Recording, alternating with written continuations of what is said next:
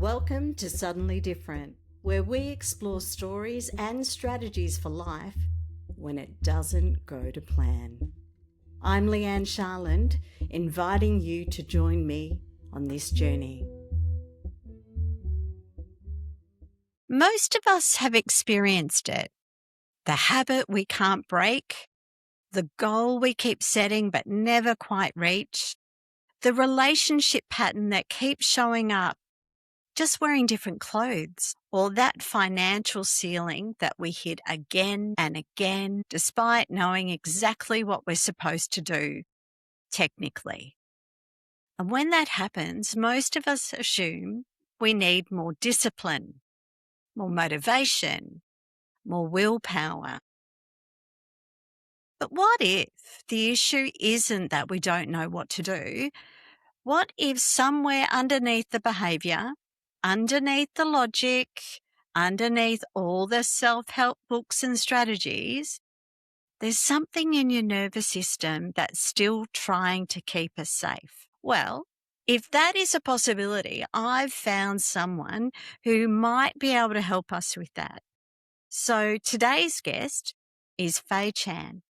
She is a clinical EFT practitioner and mentor who helps people uncover the emotional patterns sitting underneath the things they most want to change. So she's an expert in getting real change. Because according to Fei, the problem is rarely the problem. The procrastination isn't the problem. The overspending isn't the problem. The self-sabotage isn't the problem. They're the clues. And if we're willing to get curious enough, they can lead us somewhere quite unexpected. So, Fei, welcome to Suddenly Different, and thank you for coming along with a new perspective to a long-held problem. Thank you for having me, Leigh-Anne. And that was a great intro, I must say. Well, they're your words. We've previously chatted, and it's really nice to look at the things that we do and realize that, especially the habits where we can see that we've done it before, that there is something we can do to get, through that glass ceiling or through that barrier that divides us. So, but before we get on to all of that, I want to start with the question I ask everybody. When you hear the word suddenly different, what moment in your life immediately comes to mind? Probably the time I resigned from my corporate job without anything to go to. Right. And I knew that I needed to do it. And this was back in 2005, mind you. It's a long time ago. Because one more day there meant one less day discovering what I'm passionate about. Huh. And I needed to jump off that proverbial cliff as such in order to see how far down or when my wings will actually open up, that I can do what I want to do, even though I had no idea what it was at that time. Right. So you hadn't met EFT at that time? No, I haven't even done my first course in I've done my first course in personal development, and that's where my blinkers were lifted. And I went, actually, I need to do this for myself. Wow. And and not follow the trajectory. So just like Indiana Jones, the steps opened up. Literally. Wow. Literally the steps opened up. Yeah. So that courage that you accessed, was that something that you were known for before you started? No. Were you courageous, or was it something that you'd hidden and there were layers above it? Well, it took courage to resign. Yeah. I was really scared and petrified when I was handing in my resignation letter. I was actually crying. Yep. Like in an office space, bawling my eyes out, to the point where the manager I was handing my resignation letter to said, "Do you really want to do this? Shall I tear this up?" And I'm like, no, take it, whilst crying. So the courage was actually going through with the commitment to that. And I was still scared and petrified. And I've always had a bold type of personality, what one might say is a high D, if you noted this profile. Yeah. But then the personality in the high D just lived out the patterns that I have been brought up with. So it was great and reliable in creating patterns and results from those patterns, but it didn't give me what I want, which was, am I here just to dot the I's and cross the T's? Did I do 2 university degrees just for this? Like, is this all work is and life is? I thought it would be more impactful, making a difference and being supported and all that stuff, and it wasn't. So I'm going, so what did I do all that studying and all that stuff for? Yeah.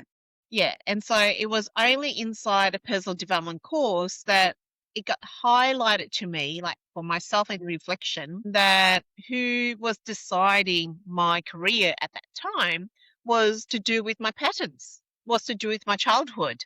Had nothing to do with me as a person in her late 20s at that time. It was to do with myself as a 7, 8, 9-year-old, right? So in terms of when you open with being stuck in patterns, that was already revealed to me back in 2005 when I went, my 7-year-old self chose this career because it was fulfilling, being academic, achieving, to get love, to get recognition, to get praise. And that was the carrot that dangled in front of me. And it's not anybody's fault, but it's just the way I was brought up. And that carrot kept on dangling me up to my late 20s. And I'm like, no, this is unfulfilling. Yeah.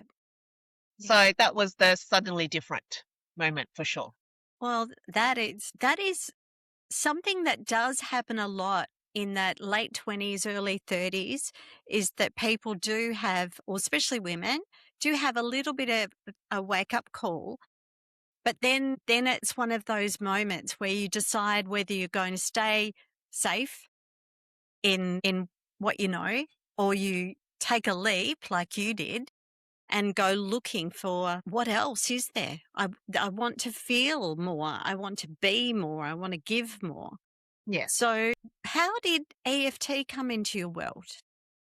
Well, from what you just said then to preface, just because I took the leap of faith then didn't mean the process was smooth, the trajectory was up, or anything like that. It was still a roller coaster pirate ship ride throughout. And it took me 20 years to land at EFT. Right? So it was still a 20-year runway. Yeah. Right? So when people say, oh, I can't do this in my 30s or 40s or 50s or whatever it is, and people go, yeah, you should, and go do it. But the you would have had those whispers in your 20s and 30s, right? And you didn't listen then, it becomes a shout at the 40s and a frying pan across your head in your 50s as such. And so if you listen then I gave myself the grace of a long runway, because life happens and you need life and you need lessons. So I gave myself, not knowing it was a 20-year runway, but it is a 20-year runway. Yeah. Right. Yeah. And throughout, I still worked, I still dabbled in places, worked overseas, did I want to do this or did I want to do that? So I was still discovering. It was still a rocky road. It wasn't a smooth upward trajectory. That's because I took that one bold move. So it wasn't a miracle, right? There was no, da, this is what, right. Okay. So it took. But it took that step to change the course, right? It's like a rocket. It's like a rocket angle, right? So if it's going to be at 40 degrees, so always just shoot for a particular endpoint. But that particular moment, like, impacted it this way. It knocked it. So the trajectory is different. But without that point, I wouldn't be here. Yeah. And I absolutely agree with you. And And when I do any of the things that I do to help the community or to mentor or coach someone, I'm looking for that millimeter of trajectory change. Yeah. Right. That creates the ripple effect in their world, which then extends to the greater world. Yeah. Because if we concentrate on having the miracle, well, sometimes you only see the miracle in hindsight, don't you? Yeah, 100%. Right? And 100%. the miracle is a series of fortunate and unfortunate events. Yeah. Yeah. Yeah. And so I knew about, before I certified in EFT, emotional freedom techniques, I knew about it 15 years prior. And I was at that time working at a personal development company. Mm-hmm. And one of the people that came through one of the courses was an EFT trainer. And I didn't know anything about tapping at that time. So, it was through this particular trainer that I'm like, oh, that's what EFT is. Oh, it works for veterans for PTSD. Oh, it works for this. Oh, it works for that. So I was curious, but I was already in the world of personal development. So I didn't really dabble into it. At that time, I didn't see a need. It wasn't until 20 years later in 2018 that I went, actually, I want to change pipelines. At that time, I was working as a household budgeting consultant, plugging up like holes in people's budgets. But I was always constantly up against their money mindset, their blocks around money. And it was hard to convert them into paying clients because I wanted to do their spreadsheet, their budget for them. So they needed to get over themselves in order to turn up as a client. And I was always up against that. It was really difficult. And I just went, actually, I'm really good at the emotional pipeline, Mm-hmm. given my personal development background. Yeah. So I changed. I just went, okay, I'm just getting out the strategic pipeline and playing in the emotional pipeline. And that's when EFT came to, the front of my mind. And I rang the trainer and I said, when's your next course? And she said, this time. And I went, okay, I'm there. Great. Yeah. So that was Great. in 2018. And I certified in 2019, 2020, early 2020. And then the floodgates opened through COVID. Yeah. It was perfect Well, timing. and I think it would be perfect timing now too, because there are so people, media, social media are becoming more aware of our nervous system and the impact of our beliefs, society inputs, etc., on our nervous system. And correct me if I'm wrong, but EFT helps work on that nervous system as well Yes. as consciously helping you to change your thinking. Yes. So it works at the subconscious and physical, the body, somatic level. Yeah, yeah. Yeah. Which what I've found, my experience in my 60 odd years of life, having burnt out so many times that I think I'd be rude to say how many times. And now with my health challenges, I know how important it is on that semantic level, how we hold our fears and our Mm, traumas and our regrets yeah. in that part of our body that isn't necessarily in our mind. Oh, 100%. Like even if like people just need to understand that when they feel angry with someone or, the husband's bringing up something again, or you're triggered by your kids screaming in the car. Like it's physical. Like if you just paid attention to your body, like your chest is tight or your jaw is tight and your stomach's churning, right? So that's the physical expression of your emotion. And which, thank God for COVID because it brought up in terms of the lockdowns anyway. It Mm, it made people be with themselves and be with other people in their life that they can't distract themselves from anymore. They can't be busy from. They have to face it. Their own triggers come up so that it either explodes and blows up or they have to force themselves to work through it.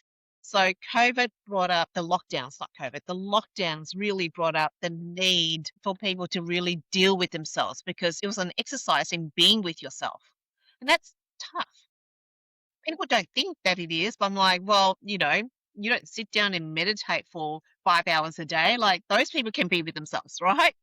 Mm, But when you're placed in an environment where you need to do that, then all sorts of stuff's going to come up. absolutely. Yeah, so it's definitely at a somatic level, and people are now more akin and aware that our emotions are embedded physically in the body, and especially embedded there before the cognitive brain is fully developed at the age of 25. So any incidences of trauma, high anxiety, high emotional incidents are actually embedded and kept in the body. It's not kept in the brain. So is it a little bit like the iceberg, right? With the cognitive part being the part above the water, and then the somatic part 100%. being underneath Yeah. and we all know, thanks to the Titanic, that the biggest part is underneath, Yeah. Yeah. No, I right? use that analogy all the time, that the symptoms that occurs for you around normal life is the 10% that's symptomatic, right? It's like, I procrastinate too much, or I should drink more water, or I'm having too much chocolate and I don't know why. Or, here we are talking about this again. So it's the symptoms. And so inside a tapping session, where that's all I need, I just need the symptom. And then from there, we deep dive into the 90% of the iceberg that's underneath the water. So that's the subconscious, your body, your nervous system. We're tapping into those areas to help understand what's anchoring all of this. That is really, really interesting, because I'm a data nerd, right? So I've got 40 years in corporate of maximizing the use of our data. So I am the symptom watcher, Mm, right? And to the forensic level, right? So being able to notice what is the pattern, what is going on, what is repeatedly going on, when does it go on, Well, so funny you that you say can, that. I tap with a man who studied mathematics at the university level, right? And he had trouble feeling into his emotions. So he kept data to give him the information on how he's doing in his well-being. yeah, So he tracked everything: his yeah, sleep, heart rate, calories, when he would eat, when he didn't eat. Like, literally yep, too much spreadsheet for me, right? mm-hmm, And here we are tapping, and about 2 or 3 months in, he goes to me, he goes, Faye. Then he shared with me that he tracks everything. I'm like, oh, you mm-hmm, do? He goes, mm-hmm, yeah, I do. And it's funny, my body's reflecting, the data's reflecting an improvement in his well-being, right? So yeah, he's got the hard data that I didn't know that he was tracking.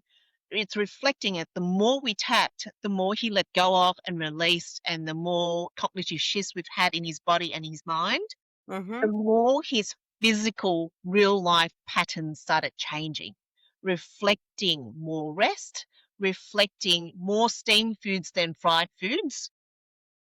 Right, he said that. I'm like, really? Reflecting, he doesn't need to hoover up everybody's food. When he's full, he stops. yep. So in real life, his data reflected the result of the EFT, which was really interesting because I didn't know that he tracks to that level. And it is interesting. I mean, that's I'm not quite to that level, but I am able to say what helps me, what's been introduced, what harms me. I had an extreme allergic reaction to medication. So when I met you, I didn't actually know that I was really unwell, and I was getting even more unwell by the day. Right. But it was through data that I was able to track it. But it takes courage to pay attention to data, and it takes courage to do something like EFT, Yes. because sometimes we don't want to know. Have you found that with clients that sometimes The clients they're that come to nervous? me, they're nervous and they want to know. Yes. It's Yep. both, right? You wouldn't Yep. turn up in a session and go, all right, just tell me, like, I want to sleep through it. I'm like, no, you can't. No. right? No. Because even though I'm working on your subconscious, your physical level, you're still conscious with me and cognitively processing, right? So you're conscious through every single bit. You're participating in your own Yeah. healing. Yeah. So But it's not a free ride, right? no, It's not. You can't outsource this to AI. 100% not. In fact, your subconscious brain is far, far, far, far, far more faster than the fastest AI computer out there. So when people go, oh, actually, I can control my reactions. No, you can't. So your subconscious brain fires off at 20 million bits of information per second. This thinking brain, like your analytical spreadsheet brain, is 40 bits per second. So who do you think's already reacted before you've even thought to react? The subconscious brain, right? And So, it's that feeling in the body, isn't it? That feeling creates a behavior, the most common behavior that we express when we feel that way. yep, So yeah, that's when we don't know why again am I getting so bothered yep, by X. yeah. So it's like I'll share a case study about a person who had lots of chocolate, right? Mm-hmm. And she's a PT, right? A Right? personal trainer. So of all people in terms of health and wellness and exercise and food, she should be on top of it. But whenever she's stressed, she would hoover down a whole block of Cadbury Dairy Milk, a whole block in 4 minutes, and she timed it, My goodness. right? Mm-hmm. And she knows she shouldn't, just like Mm. we know we shouldn't react that way or whatever it is to that bad habit, right? Mm-hmm. So we start tapping, and through the course of a few sessions, we start alleviating how the chocolate was for her, what it meant for her. But I'm digging for the anchoring memory, like the virus in the computer that got anchored, Yes. right? So I'm looking for that specific memory. And when we found it, it was a very simple memory. She was, I think, an early teenager, and it was Easter. And back then, it was the sit next to the phone and wait for the phone to ring Mm-hmm. type. And she had an Easter egg because it was during Easter. So it's one of those big, massive Easter eggs that you get, right? She's waiting for this sweet boy to call her to ask her out on a date. And he promised her that he'd call, and she'd just sit there and wait and keep waiting. But she had the Easter egg accompany her through the waiting, through the obvious signal that he's not going to call, through the teenage heartbreak, through the misery, through the sadness. But she had the sweetness accompanying her, smoothing it out. At least I've got the chocolate. At least it's nice and sweet. At least I like this egg. And then she finished it, and he still hasn't called. So in a moment of stress, what made it better was chocolate. So fast forward decades on, and there's stress around, what does your body think about before you've even thought about it? And mind you, she's a PT, right? So she's done all the work to cognitively avoid it. Yeah. And still chocolate comes Mm. up, Mm. right? So that's what it is. That's the what you can't put your finger on. It's the how come this starts repeating? And so it's not about strategy, and it's not about willingness, and it's not about discipline. Because even if you've got an external disciplinarian called a teacher, your coach is keeping you accountable, work, exam, then it's like, great, I have to perform even under pressure. If I don't want to, I just got to make myself.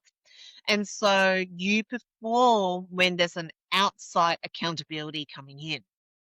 Take that away, and there's no suppressant, there's no force, there's no pressure, there's no stress, and you're just relying on yourself and your brain patterns, it's going to show up again. So that's why these 6-week, 10-week, 12-week training sessions give you the great results in the meantime, and then you're no longer accountable, and the weight comes back on. It's because the set point of your nervous system is at 73 kilos, not at 65 kilos. And so when the suppression lifts and the accountability lifts. It's like, oh, let's go back to safety zone, which is not at 65 kilos, it's at 73. And so you go, oh, stacked it back on. Let's do another 6-week program. Absolutely. And then you've got the biological thing that happens, which is that limit, that weight limit goes up and up and up each time. Yeah. And so, that yo-yo dieting Mm. and the regret and the self-punishment that goes with it. Yeah. 100%. It's not healthy. No. So when we were talking, because I really loved the way that you decided to get into it when you were trying to work with people's finances, Yes. right? And you were finding that they weren't buying into themselves, really. It wasn't that they weren't buying your services, they weren't buying into solving their problem. So do you find that you're able to, with EFT, able to help people be less triggered? Because I know recently when I was ill from the allergic reaction, my God, the things I bought online, even though I've got rules about buying things online, I bought hundreds and hundreds of dollars worth of rubbish online. And it all came, I can see now, because I'm out of that chemical problem. Yep. I can see that it happened. But I'm sure that must be happening with other people on social media, with you're constantly bombarded with different ads. And once you've paused for a millisecond on that ad, it knows that you were momentarily interested. Yeah. So then it shares not only that ad, it shares that ad's friends. And all of a sudden, all you can see is shiny dresses and glittery tops that you don't need. Yeah. So that I will put that in the category of emotional spending. Yes. So there's emotional drinking, like, copious amounts of wine, emotional eating, chocolate, baked goods, chips, whatever. And then there's the emotional spending category. Yeah. So whatever it was that from the allergic reaction for yourself triggered this behavior to make you feel better in the moment. Yes. I was looking to feel better. Yeah. And it's always temporary until the symptoms go away and you're feeling better and you are better. Opening the package didn't make me feel better. It made me feel worse. Yeah. So there's something about that. Yeah. About how come when you're under like physical and health stress or just that type of stress that it triggers that. And it doesn't matter, as you said, what boundaries and rules you set for yourself.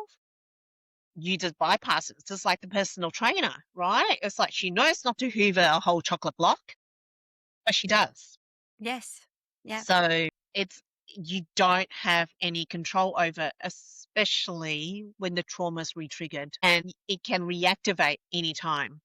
So the best time to actually work on yourself in terms of EFT or anything else is when you're good.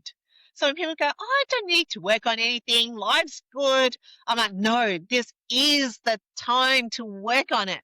Because, we all know curveballs turn up. And when a curveball turns up, then you want to work on it, then it makes it doubly hard for the practitioner. Because then I have to pick you up from the floor, work you back up to ground zero. In other words, have a foundation of well-being where I can do the work with you and then build on that. Whereas if you're, oh, it's fine, it's good, come to me at that time, because when I work on you, you're building a resilience such that, and I've had feedback from other clients that go, thank God I did the work with you, Faye, for the last couple of months, because then father-in-law passed away, and then blah, blah passed away, and then this happened, and then that happened all in a space of 4 weeks. They're like, I know I'm in a better space now because of the work I've done with you the last 3 months. If this occurred 3 months ago, that's it. Like, I would have crawled into a hole and not come out and just survive like a zombie. Yeah. So the best time to work on it is when things good. Because when Yeah. things aren't good and you need the money for other resources and you feel like "Oh, I need the help. Why aren't people helping?" It's like, no, you had the choice to help yourself. I was said that to my hairdresser actually. She was like on the whining, complaining thing about that going on. But sessions, not my sessions, psychology sessions, are so expensive, blah blah blah. And I knew she wasn't in good position in terms of mentally. And I said, yeah, but you know what? You guys were pretty good through COVID. And she's like, yeah. I said, that's the time to work on yourself. You don't wait for crap to happen and then go, I need help. Sure, that's the indicator, Mm. right? But in terms of, it's like pulling the transformation towards you. I didn't need to quit my job at all. I was earning a handsome income. I had great savings. I had a trajectory where it could go from promotion to promotion, hop from job to job to job and still get paid high, in a higher bracket, right? But I pulled the transformation towards me, and sure, it was a 20-year runway and I've landed at EFT, and this is it. Like, this is my Mhm. purpose. And Mhm. I'm clear it is, and you can't knock me off that either. I can see that. Yeah, Most but I definitely. pulled the transformation towards me. I Yeah. didn't wait for a crisis to rock up. Mhm. I brought it towards me. Now, that's the way we need to do life. Not that's a reaction then. Having life get done to you is a reaction. And then you go, I don't need to react. It's like, yeah, nah, you're reacting, right? So it's pulling it towards you. And that's where the courage and bravery is. And you still don't know what's going to transpire or what's going to turn up, but you have to pull it towards you. Yeah. Well, that's right. Because when we're having to spend so much energy when we're in crisis on surviving, Mm, there's exactly. no energy left No, for thriving. no. And There's right. Whereas exactly. when we're thriving, there's energy available Correct. for us to create boundaries and foundations Correct. and goals and aspirations. But you can't set a goal when you're drowning. No, you can't. Apart from, please save me. Yes, exactly. Exactly. So with EFT, is it something that you can do? So you can do it with a practitioner. Is it something that you can also learn to be self-aware and help yourself with your So, patterns? yeah, there's two prongs to EFT. There's the self-regulation part, and Mm-hmm. then there's the mastery part, right? Mm-hmm. Self-regulation is what you can do for yourself for free. It's Yep. called, you just follow some tapping videos on the Yep. internet. Mm-hmm. There's the right way and there is a wrong way to do it. So you can even follow. And because you're just tapping on yourself and you're just saying whatever the words the tapping person's doing, and it's no harm because it's general and it's global. And even if you ask AI, just spit out an EFT script, which you can follow it along, right? Mm-hmm. Now that's great to smooth things over so that you're not as triggered and you can get on with your tasks, get on with Mm-hmm. the day. So that's awesome for self-regulation. Now, but that's just to feel better in the moment. It's not Mm-hmm. for deep, entrenched emotional work. Yeah. That is in the transformation bucket, the self-mastery bucket, and that you need to be held in a space with a practitioner, right? You might be tapping about chocolate, but there's no way for herself, that example, she can get to Mm-hmm. that memory and unanchor it and rewire it. Yeah. Yeah? Yeah. Yeah, you just cannot because you're So too close from yeah. the trees to the forest, whatever that Yeah, saying you is. can't see the forest from the trees. You while you're having the problem, you can't see all the different perspectives of the problem that make it not a problem. Yeah, It's a yeah, symptom, yes, right? So by having somebody who is experienced and is not attached to the problem, yeah, yeah, right? Because 100%. aren't we like when we're having a problem, it's the worst problem. Yes. And we own that problem. That's our problem, Yes. It's very emotional. It's very significant as well. right? And nobody else can have had that problem the same way I'm having it right now, Yeah. Yeah. right? No Exactly. one else understands. It's my problem. Yes. But whereas you are objective and practitioners like you are objective and able to see that actually it's a symptom of a program, and we're all used to programs, algorithms. Mm. We are that is something that in the 21st century, whatever century we're in, Yeah. we're really used to being guided by the algorithm of life. Yeah. Yeah. So it's really, yeah, when you're in that problem, you can't really see clearly. And the thing is, sometimes inside sessions, that's the beauty of being held by a practitioner. You might say an off the cuff statement. This is off the cuff for you. It's Mhm. really normal for you. You've said it for many times. It's the way it is, but it's like a red flag to us. And I'll stop and I'll pull that thing. I go, what was that about? Tell me more about that. And you're like, this and this and this. I'm like, okay, and then what's next? Da, da, da, da, da. And then we tap on it and then bang, a memory turns up. So you don't even know to do that for yourself. And even for someone as trained and experienced like myself, I still see a tapping practitioner once a fortnight, Mm. right? Because I need to not think for your own trauma, your own incidents, your own emotions. And so there's a misnomer out there, and there's a lot of people that's done it a disservice, selling an app or whatever it is. They go, "I'll just tap along to this and money will drop in, and tap along to this and, customers will find you." No, it doesn't happen that way. And it's not that free and easy, because if it is that free and easy to get miracles, you just need tapping. You wouldn't need hypnotherapy. You wouldn't need kinesiology. You wouldn't need psychotherapy or even talk therapy. You just tap on it and voila, like it Well, disappears.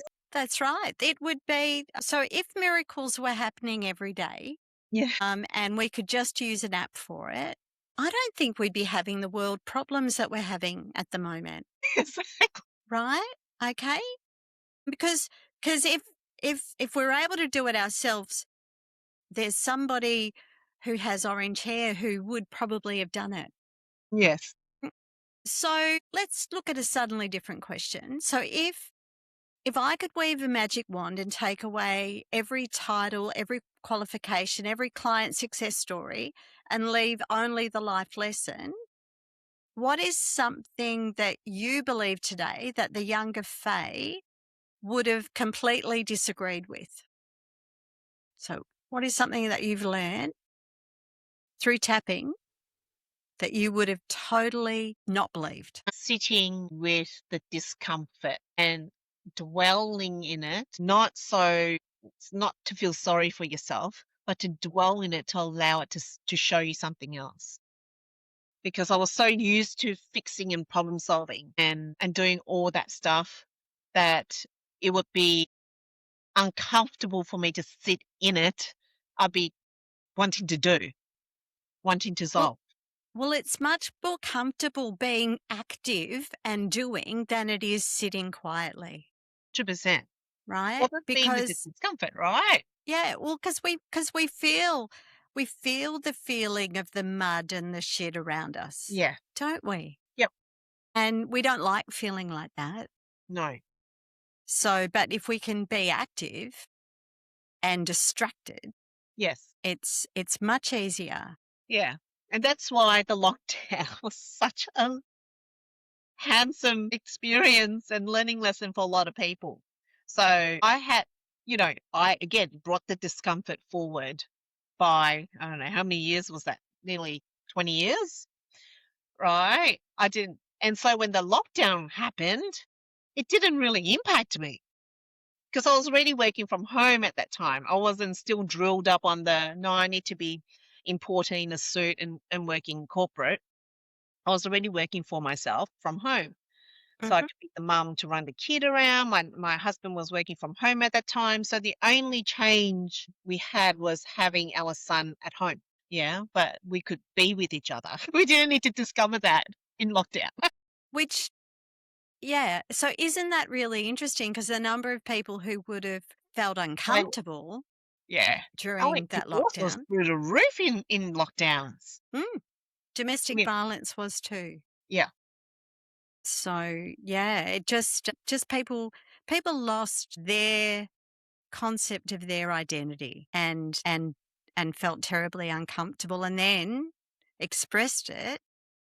Yeah, it's because what they thought was workable when it all came to a halt actually wasn't serving them.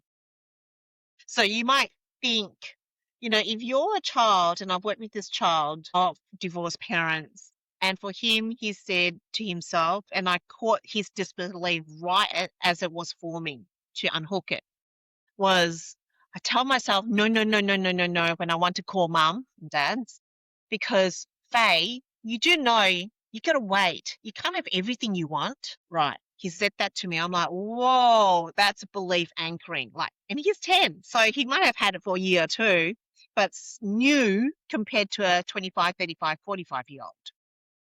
So I had right there was gold. Like, Yeah, again, a practitioner can catch that. Mum and dad can't catch that. And you can't yeah. tap on your child and go, I can catch that. Mm. Right. I caught that and I went, hang on, what do you mean by that? And then I took the different aspects and unhooked it for him.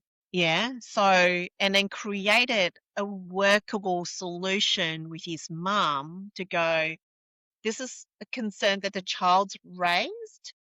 Yeah. And mum was in the room when we were doing this. And why don't we work out a workable solution? And so it's out of that, as well as her intention to work on this, that they've got a really healthy co-parenting relationship now. And so he can call mum when he wants to. And when he's at mum's, can call dad when he wants to as well. And in fact, the dad's remarried and she's very much entrenched in the kids' lives. They communicate a lot, which is the hybrid model that you do want. Well, that ultimately, if you're an adult who is not hanging on to shit, then Yeah.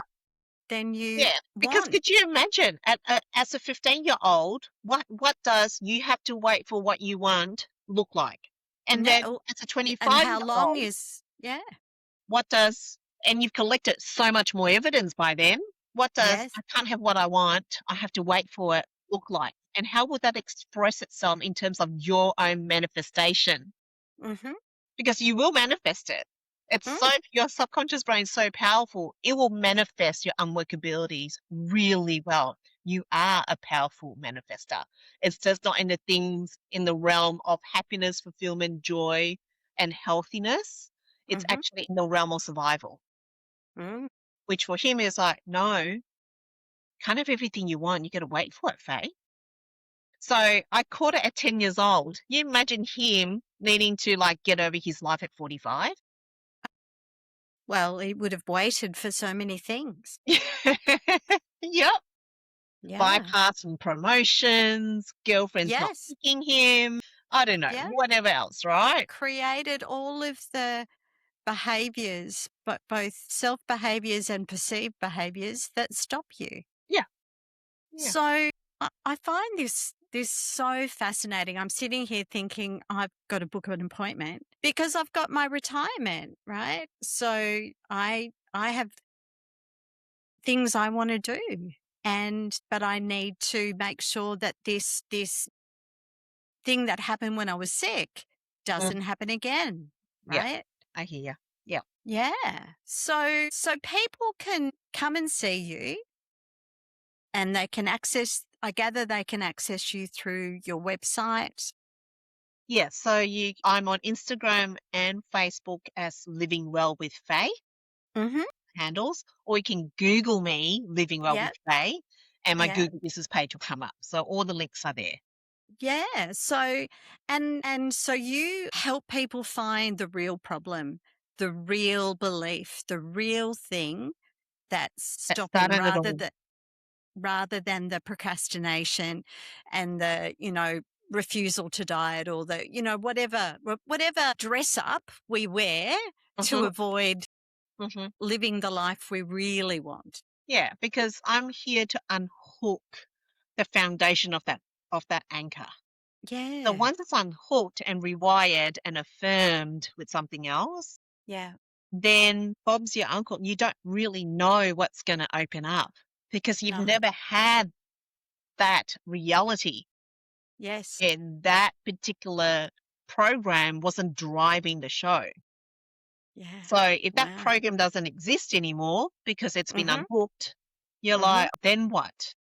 That's the scary part. It's the unknown, it's Mhm. uncertain, and in the Mhm. realm of uncontrollable, right?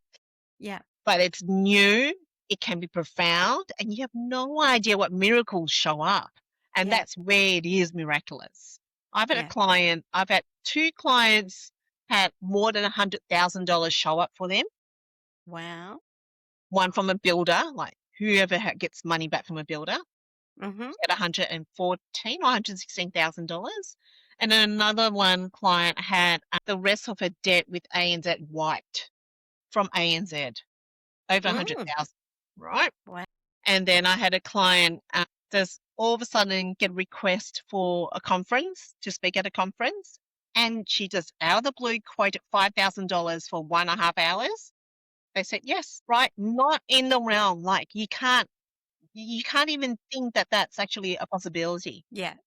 If Yeah. you if you don't believe, I absolutely know that one. If you're not Sorry. truly comfortable with an amount, you Yeah. can't charge it. Yeah. You can't earn it. No. So I'm curious whether there's something for overachievers, right? So the overachiever who works too hard, who possibly has got imposter syndrome, is possibly likes being in the bright lights of achievement, Yep. and they can sort out everybody else's problems but not their own. Yep. So why are high performers often so vulnerable to these hidden patterns? Well, because it's like a revving engine that's just wired, right? Zzz, just spinning, Yeah. Yeah. right? So they overachieve, they want to get the result. They are perfectionists, so they'll usually try and cover all bases, so they're creating more work for themselves. Mhm. People pleasers, Mhm. really, or there's an aspect of people pleasing there, and then at Mhm. the same time, they don't know how to rest. Yeah. Right? Resting is actually a lot more stressful for them, or they plan holidays that are go, go, go, right? Because what's driving this is an acute need to be productive. And it's probably an anxiety. We don't know what that anxiety is or how that got stemmed in, but Mhm. it will drive the body to the ground. It would turn Yes. up with burnout. It would turn Mhm. up with them feeling like a zombie, resentment, being fed up, or the body will just, the chronic stress will just take you out one day with some ailment. Mhm. Yeah. So why it happens to these individuals, I don't know. It's to do with a program. It's to do with something that happened when you're 5, 7, 9, 11 years old, and you thought Mhm. that's how life should be to survive it. In that moment, you created it as a 5-year-old. It makes sense. It's to survive your dad, your teacher, your school friends, or whatever it is. Yeah, and it makes sense, but it can't apply as a 45-year-old, Yeah. Yeah. right? Yeah. So that's why we have to do the unhooking so Yeah. that your nervous system calms and you feel more open. You can create boundaries that serve you. Yeah. You can choose when to eat chocolate, not when Yeah. chocolate tells you when to eat it. Yes. You can choose when you want to spend, not because you're on this stressful cycle and you're chronically pressing the button, Mhm. right? So it's about the power restoring to you, but it's a very counterintuitive way to think about life because we've been never brought up to think about life No, that. that's right. to have resilience over it, to have agency over it, to go, this is what true balance looks like, rather than just say it like, no, no, a strategy, like, let's just go to a retreat for 3, 4 days. It's like, I don't know about how in real life that would stay with you. Whereas if you did the constant work for 3, 4, 5 months, it's long lasting, embedded, rewired, intertwined, interwoven change that's actually like permanently shifting you to hold differently. But the work has to be consistent and has to be longer term, and Mhm. you have to be willing to commit to it. Yes. But that's what it Yes. takes. It's 3 or 4 months against like how many decades has it been? Yes, that's Right? right. Yeah. Yeah. And really, what is it that you really want, right? So I'm curious, after years of helping people uncover their patterns, what have you discovered about yourself? Gosh, so many things. And not one thing comes right up right now, but I've mellowed a lot in terms of my personality. Mhm. Because at the start I said that I was quite a high D, Mhm. and that sort of drivenness doesn't work inside relationships, right? So you might be very driven in your work, and you might need to be a person that needs to do that for the work, which was Mhm. my work, like professional work, but it didn't work for relationships.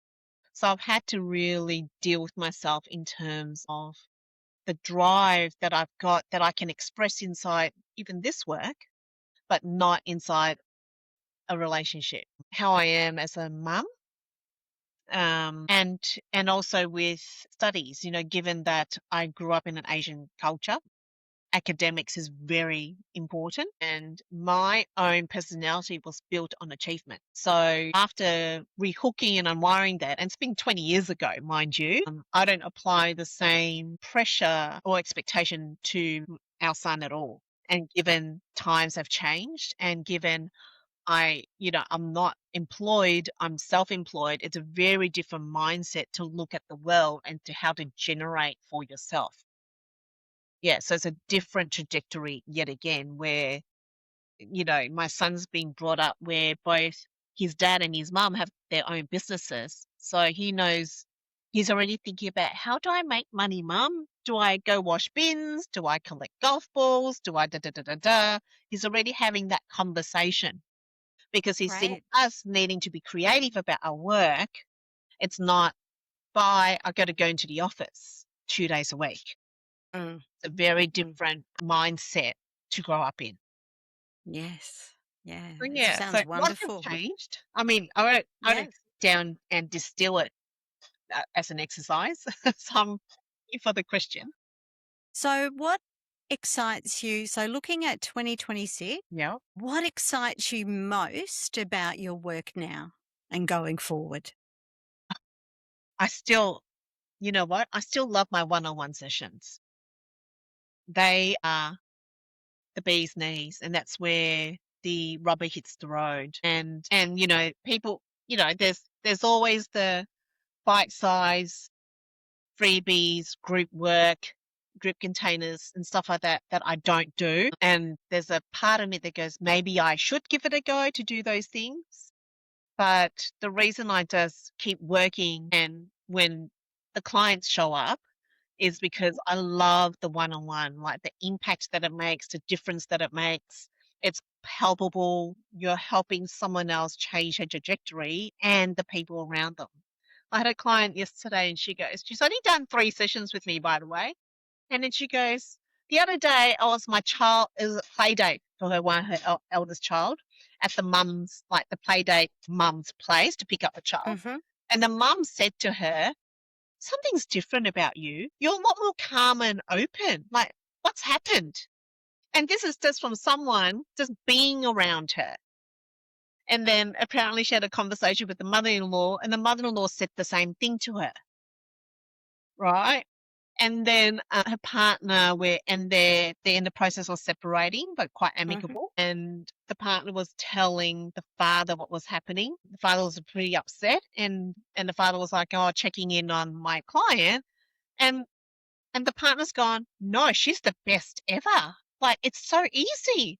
Like, I don't know what's happened to her. She's different now, and we're actually having a good time, right? So not only am I impacting her, like people are experiencing change around her. She's not losing the plot at the kids. It's like, well, if you Yes. don't want to get in the car, you don't have to get in the car, but we're just going to be late for your play date, rather than screaming. Yeah. Right. So Yeah. so children are different around her. Her ex-partner's different around her. People are noticing, not by just being with her, just by like her picking up the child from a play date. That's great. Yeah, That and is this is that. after 3 sessions, right? So it's Yeah. palpable, it's magic, it's the, I keep saying fulfillment's my currency, and the universe keeps delivering fulfillment, Yes. and I happen Yes. to collect money for it. Yes. Well, you're paid for your time 100%. and your expertise, and we all deserve to be paid for our time and Yeah. our expertise, Yes. because we don't learn these things from AI, No. right? No. Right? And, Then I still need to work on the fact that my energy is a real privilege. yes. Yes. Yeah. Yeah. It, Yeah. and it's a choice, and you've chosen. So in giving to the community, in giving to the people around you and the people who accidentally stumble upon you and those who intentionally come through your door, it's a privilege. So Faye, it's time for us to end today, but what I've loved about our conversation is that you've offered us the opportunity to look at ourselves differently, not with judgment or frustration, but with curiosity, and given us hope so that something can change. So habit isn't necessarily a problem. It's a symptom of what we've done. Procrastination is a symptom of something else that we can resolve if we work on it, right? If we sweep it under the carpet, it continues to be building under the carpet. Yes, 100%. But if we work on it and if we see our clues and if we notice our nervous system, the lady who would yell at her kids, her nervous system has calmed down now. She's got a different choice on how she does the strategy of getting in the car. And it doesn't have to destroy the day. So I invite our audience to think about this, that maybe the question isn't what's wrong with me. Maybe the question is what happened to me, or what is the pattern trying to tell me? So thank you for sharing your wisdom. And if today's conversation resonated with you, take a moment and think about the pattern you've been fighting, the one you've been trying to outthink, outwork, outdiscipline. What if instead of fighting it, you became curious about it? Because sometimes the thing standing in your way isn't your weakness. It's an old protection strategy that simply outlived its usefulness. And understanding that can change everything. So thanks everyone for listening. And remember, we are only one moment away from being suddenly different. Thank you so much, Faye. It's been amazing. Thank you for having me on. I love the conversation. Awesome. See ya.